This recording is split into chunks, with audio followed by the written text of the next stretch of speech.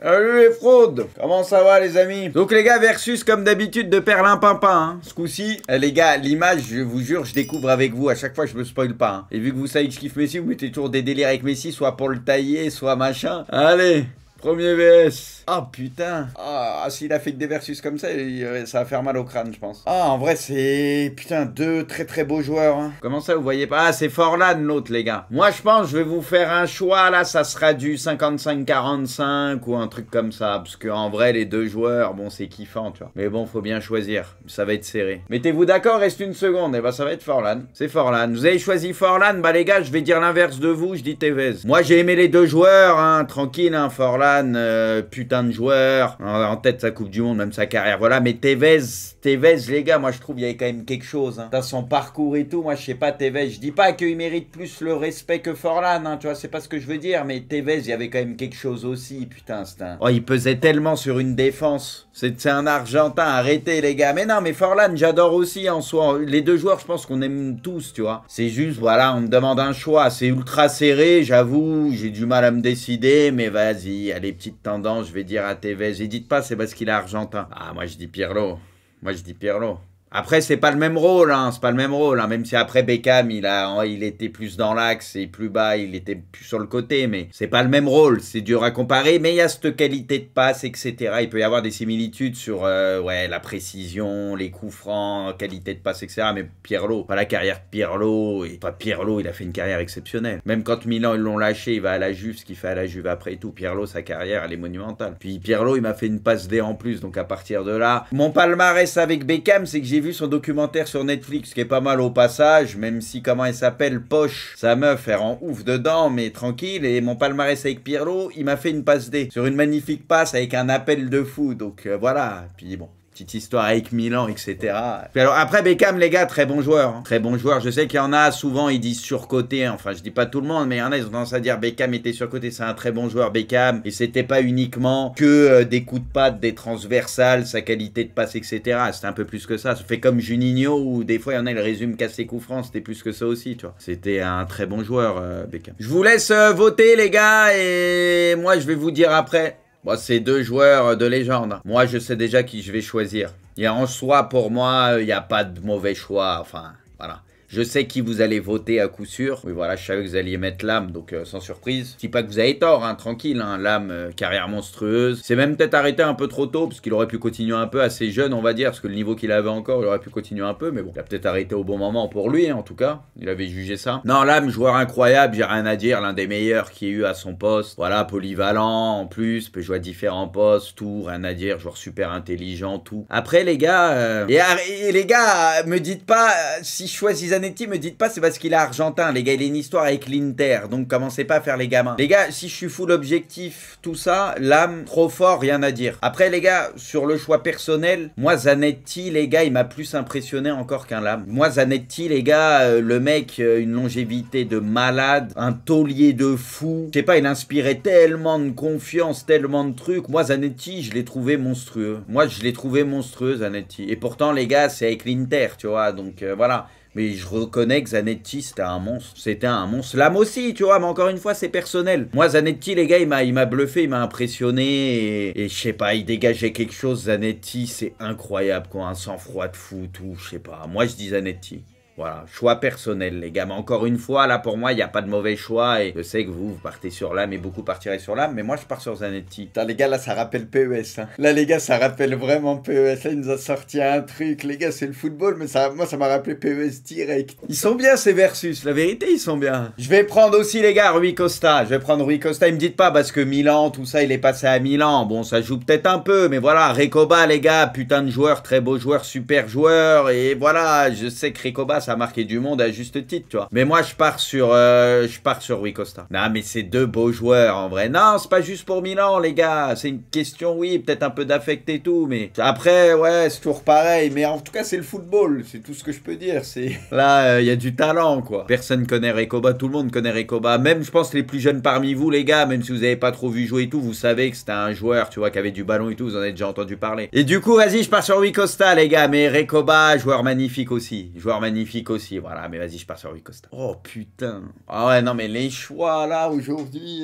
Il est bien ton VS. Perlin, il est vraiment bien ton VS. Parce que c'est pas forcément des joueurs qu'on voit tout le temps. Bon, là, c'est que des joueurs connus, mais tu vois, c'est pas les joueurs qui ressortent tout le temps forcément, tu vois, comme des évidences, donc il est bien. Voilà, le débat aussi évident. Les gars, non, pas forcément. Il y a une question d'affect, comme j'ai dit et tout. Il y a des trucs qui font que. Moi, je vous ai souvent parlé de Trezeguet. Moi, personnellement, Trezeguet, moi, il m'a impressionné. Donc, pour moi, non, c'est pas un choix évident. Et Van Ney, les gars, putain de neuf. Hein. Très fort. Vraiment un monstre. Van Ney, incroyable. En vrai, incroyable. Et Trezeguet, moi, il y a toujours un truc qui m'a fasciné chez lui aussi, tu vois. C'est que c'était pas le mec... bon, Van Nistelrooy, je dis pas qu'il était... Tu sais, c'était pas un attaquant ultra rapide non plus, tu vois. Il avait des vraies qualités de buteur et tout. Mais Trezeguet, tu vois, c'était un attaquant qui était pas speed. Mais un sens du but, un jeu de tête, un sang-froid de ouf. Moi, il m'a toujours bluffé sur ça, Trezeguet. Trezeguet, il m'a impressionné, moi. Et Van Ney, j'ai adoré aussi. Putain, moi, il est dur, celui-là. Argentin, Trezeguet, arrêtez.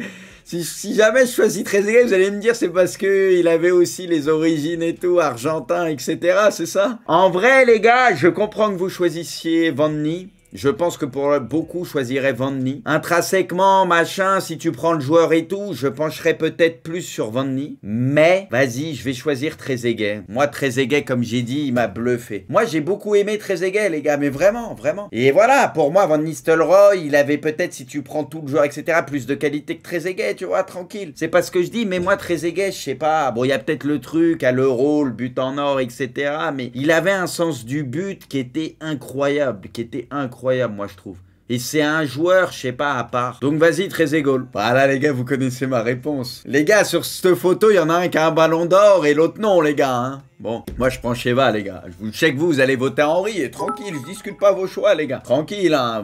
C'est pas une erreur de mettre Henry. Moi, les gars, vous connaissez Shevchenko, c'est un de mes joueurs préférés. Donc je peux pas, je suis obligé de mettre Cheva. Cheva, à un moment donné, c'était le meilleur neuf au monde. Il avait tout, le mec. Il avait tout. Et en plus, il allait quand même assez vite, mine de rien. C'était pas le plus rapide, mais assez vite, technique, la finition de malade. Trop fort, Cheva. Moi, je dis Shevchenko. Et Shevchenko, les gars, faut voir aussi ce qu'il faisait à l'époque avec Rebrov et tout, avec le Dynamo de Kiev, où il faisait trembler tous les gros d'Europe en Ligue des Champions et tout. Faut voir certaines choses qu'il a fait avec l'Ukraine, alors que c'était pas, tu vois, la plus grande nation du monde, etc. Tu vois, Shevchenko, s'il avait joué pour la France, les gars, je vous le dis, ça aurait été un carnage. Voilà, Shevchenko, les gars, c'était un monstre. Après, là où c'est parti en couille pour Shevchenko, c'est quand Abramovich, il a voulu le faire venir à Chelsea, alors que Mourinho le voulait pas à la base. Et du coup, ça a pas fité, ça a été compliqué. Mais sa période, les gars, Dynamo de Kiev, Milan, elle est stratosphérique. Je suis obligé de prendre Shevchenko, c'est un de mes joueurs préférés. Ouais, je dis City. Je dis City. Après, en vrai, le point commun, c'est que leurs deux finales de Ligue des Champions, elle n'a pas été simple. Parce que bon, eux, contre le Bayern, tu vois ce qui se passe, c'est un miracle avec les corners, etc. À la fin, tu vois, mais City, en fait, City, ça a été une telle domination, même si en finale, ça n'a pas été simple. Mais City, tout paraît tellement facile. Tu vois, United, c'était une super équipe, tranquille, des chiens de la casse et que des gros joueurs, pas de soucis, tu vois. C'est une équipe trop kiffante. Mais pour moi, City, c'est au-dessus. Ce City-là est très fort pour moi. Ce City-là, pour moi, c'est une des meilleures équipes que j'ai vues, en tout cas depuis que je suis en âge de comprendre le foot et tout. Ce City-là, je trouve, c'est une des meilleures versions que j'ai vues dans le foot, tu vois. Franchement, une équipe incroyable, City. Mais ce United-là, respect, hein, respect. On parle en ce moment ou qu'en ce moment, c'est vite vu, hein. T'en as un qui fait un très bon début de saison, un autre qui fait un début de saison éclaté. En vrai, c'est deux joueurs aussi qui sont irréguliers, c'est relou. Rashford, quand il est bon, etc., on l'a déjà vu sur des périodes de quelques mois, il se positionne parmi les meilleurs à son poste et tout au monde, et après il disparaît, c'est ça qui est relou. Et Sterling, lui, pareil, c'est irrégulier en vrai. Il a des périodes où il peut être bon et d'autres, voilà quoi. Sterling beaucoup plus régulier, il est plus régulier qu'un Rashford, beaucoup plus régulier, je sais pas. Il a quand même eu des périodes des fois où c'était compliqué. C'était compliqué, oui, après Rashford en termes d'irrégularité, c'est un des pires, ça je suis d'accord par contre. En fait, Rashford à son meilleur niveau, on a vu des choses, c'est ça en fait qui est dur. Mais vas-y, je vais dire, moi aussi je vais vous suivre, je crois, je vais dire Sterling, parce que Rashford c'est relou, tu vois, c'est pas normal. Rashford c'est pas normal, il rend ouf en fait, il rend encore plus ouf, c'est pas normal à chaque fois. Ouah, je choisis compagnie tous les jours, oh là pour moi il y a même pas match. David Luiz, c'était pas un mauvais défenseur, mais c'était pas... Tu savais qu'il allait avoir des dingueries, compagnie les gars, c'était fort, hein, c'était c'était costaud. Hein. Ah ouais, moi je prends compagnie tous les jours. Ah ouais, là pour moi, je pense le débat, ouais, y a même, ça sert à rien de vous faire voter. Ouais, je pense qu'on est tous compagnie. Putain, ce VS, les gars, il fait mal au crâne quand même. Il est intéressant en vrai, ce VS. Ouah, ce VS des enfers. Non, mais en vrai, les gars, c'est un VS des enfers, celui-là pour moi. Ouah, y a pas de bon choix, y a pas de mauvais choix là. Celui-là, c'est un bon VS. En plus, c'est des joueurs, tu vois, avec des rôles un peu particuliers et tout, tu vois. Tu sais, qui sont durs à mettre dans une case. C'est un bon VS, celui-là. Au revoir. Ah, franchement, les gars, il est terrible, ce VS. Moi, je vais prendre un Joker. Je pense que je peux pas choisir. Parce qu'en vrai, les gars, si tu prends pas Müller... Pour sa carrière, tout ce qu'il a fait et tout, c'est dur. Et Griezmann, là, sa carrière aussi, mis à part son petit passage au Barça et tout, mais qu'il a fait avec la France, qu'il fait avec l'Atlético, tu vois, ça serait dur aussi. T'as un grand malade, Grisou à 100%. Mais tous ceux qui disent ça, les gars, vous êtes pas objectifs. Je vais essayer Griezmann parce que français, etc., les gars. Mais Müller, les gars, il a tout gagné. Regardez ce qu'il a fait. Les gars, c'est ne pas choisir Müller, ça serait une erreur pour moi. Et ne pas choisir Grisou, ça serait terrible. Je vois le truc comme ça. La vérité, les gars, Thomas Moula, sa carrière, elle est incroyable aussi, les gars. C'est un truc de ouf.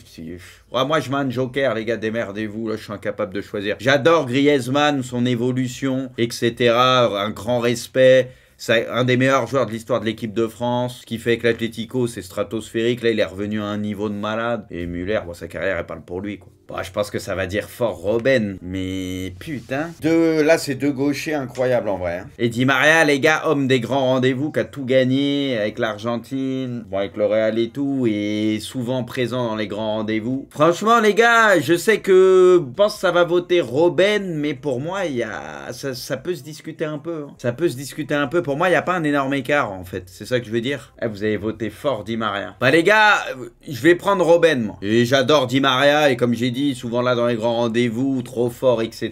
Rien à dire. Mais je vais prendre Robben. Robben, c'était un des meilleurs joueurs au monde pendant je sais pas combien d'années. Bon, il y a sa finale où ils auraient même pu gagner la Coupe du Monde avec les Pays-Bas et tout. Franchement, contre l'Espagne, il y avait la place. Bon, avec le Bayern, ça sert à rien d'en parler, on sait tous. C'était monstrueux, Robben. C'était monstrueux. Un des joueurs les plus marquants sur son côté comme ça en rentrant son pied. Donc, vas-y, moi je dis Robben. Robben, il m'a marqué peut-être encore un peu plus que Di Maria. Mais Di Maria, j'ai un immense respect et j'adore. Hein, comme je vous ai dit, j'adore. Putain, les gars, De Jong, Van Bommel, les gars, le De Jong, Van Bommel, fallait le passer, ça. Hein. Ah, si tu passes la première lame, la deuxième, elle te découpe en deux. Hein. Là, mon vieux. Ouais, moi, les gars, je dis Pays-Bas, là, je suis d'accord avec le chat. Mais non, mais les gars, les Schneider, les Van Bommel, etc., laisse tomber, Keut et tout, Robben. Je suis obligé de partir sur eux, mais immense respect pour la Croatie. Hein. Croatie, les gars, les Rakitic, Modric, Brozovic, il y a rien à dire, tu vois, les Perisic, c'est belle génération, des beaux joueurs, les Croates, t'as Mandzukic et tout. Rien à dire. Mais les Pays-Bas, les gars, quand tu vois les joueurs, t'es obligé de choisir les Pays-Bas. Là, pour moi, il n'y avait pas match. Mais les Croatiens, en vrai, les gars, eux, ils étaient pas loin de prendre une Coupe du Monde hein, sur leur période. Enfin, quand je parle sur leur période avec les Modric et tout, tu vois. Franchement, ce qu'ils ont fait, ils ont été réguliers,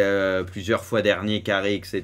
C'est fort. Hein. Bon, deux des meilleurs défenseurs de leur génération, ils font partie des tout meilleurs. En fait, on sait à 80%, 90% que vous allez dire Pépé. En fait, moi, ce qui me gêne dans tout ça, c'est que j'ai l'impression que beaucoup ne respectent pas Piqué et pour eux, c'est un joueur surcoté, etc. Alors que Piqué, ça a été un super défenseur. Et ça, j'ai jamais compris le non-respect qu'il y a sur Piqué, sincèrement. Piqué, les gars, t'es pas titulaire au Barça autant d'années et en équipe d'Espagne en étant aussi performant, les gars, si t'es une pipe. Hein. Ce qu'a fait Piqué, les gars, c'est une carrière, il a tout gagné dans la meilleure Espagne, dans un Barça de malade et tout, les gars, c'est très fort, Piqué. Non, non, Piqué, c'est jamais régulier. Mais tous ceux qui disent ça, les gars, vous avez commencé à suivre le foot quand? Sur la fin de carrière de Piqué ou c'est comment? Pendant une grosse période, le Piqué au top avec l'Espagne et le Barça, c'était monstrueux. Mais c'est quoi? Vous l'avez suivi sur la fin ou c'était moins le Piqué d'avant, peut-être? Piqué, c'était monstrueux, les gars, c'était monstrueux. Moi, je comprends pas ceux qui le résument à un défenseur surcoté ou je sais pas quoi. Si tu prends le palmarès, le niveau, etc., si tu mets tout dans la balance, tu vois, il peut y avoir une discussion. En fait, Pépé, dans les duels et tout, défensivement parlant, c'était au-dessus de Piqué. Sans dire que Piqué était nul, comme certains veulent le dire, tu vois, c'était pas le cas. Non, Piqué, il pouvait être aussi très bon. Mais c'est vrai que Pépé, niveau agressivité, etc., il avait un truc où c'était incroyable. Sur ça, il était dur sur l'homme, très fort, rien à dire. Après, Piqué, balle au pied et tout, c'était pas une pipe, tu vois. Bah, de toute façon, pour jouer au Barça, on connaît. J'ai du mal à trancher, en vrai. Enfin, c'est dur, quoi. Quoi qu'il arrive, ça me fera mal de pas choisir l'un des deux, quoi. C'est ça que je veux dire. Enfin, ça sera un peu cruel. Je peux faire match nul. Ouais, mais j'ai déjà utilisé match nul tout à l'heure. En vrai, les gars, vous m'autorisez le nul? Non. Bon, vas-y. Alors, si je dois choisir en 51-49, vas-y, je vais dire Pépé. Mais en 51-49, pour moi, les gars, ça me fait mal aussi pour Piqué, parce qu'il a fait une super carrière et c'était un excellent joueur. Donc, voilà. Mais vas-y, si je pars légèrement sur Pépé, mais pour moi, là, ça se joue à pas grand-chose. Et je défendrai Piqué toujours, parce que c'est honteux et c'est ne rien connaître au foot que de dire que Piqué